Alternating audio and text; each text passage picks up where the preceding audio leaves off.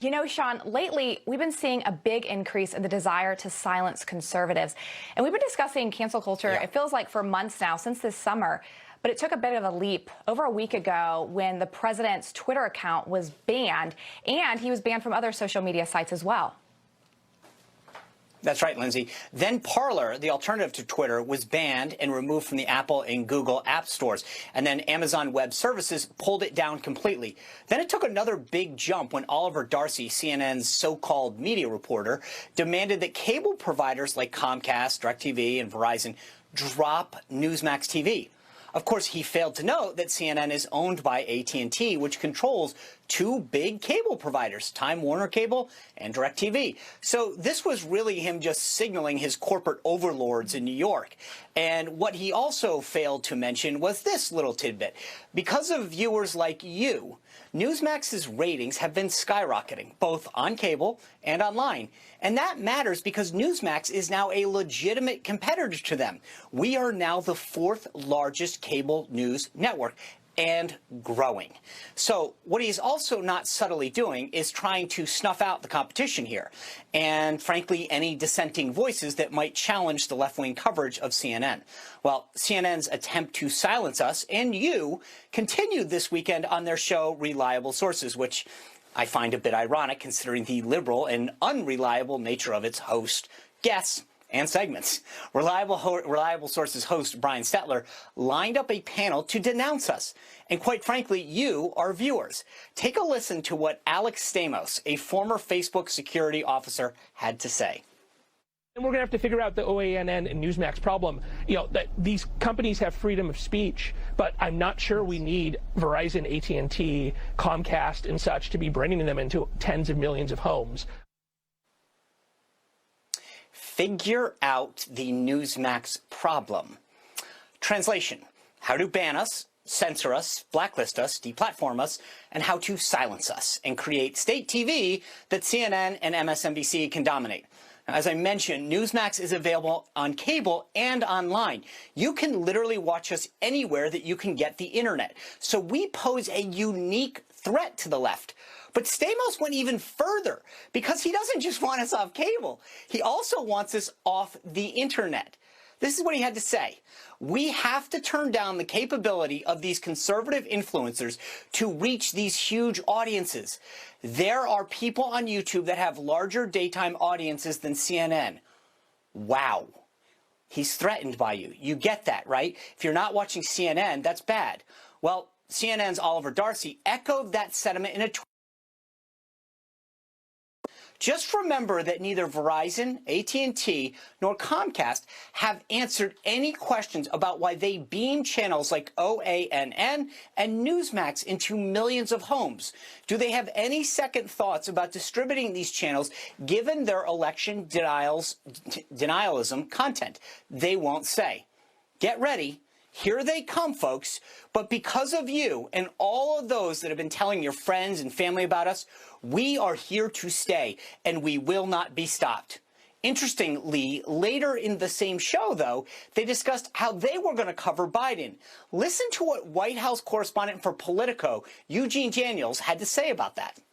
Joe Biden, you know, he's going to do his job from the Resolute desk. He's not going to be tweeting and firing people from that. And so we're going to have to be more creative because even now asking questions, they are running a tighter ship than the Trump administration, to say the least. Already running a tighter ship. Really? They're not even in administration yet. Biden hasn't been sworn in. And what does he mean by creative ways? Is that like alternative facts, maybe? Maybe he means asking questions like this. There are a lot of people out there who are supporting you or are inclined to not vote for the president who would say, why isn't Joe Biden angrier about all of this? Mr. Biden, what flavor did you get? We got one vanilla, one chocolate, but I wanted to get what we call black and white, so we're going to move it. In other words, we're going to split it.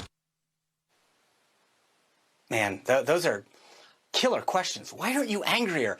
What kind of ice cream did you get? How is he ever going to deal with this? These guys are vicious. Maybe, perhaps, he means the media should work for the administration so that they can receive thanks for their advocacy. Take a listen.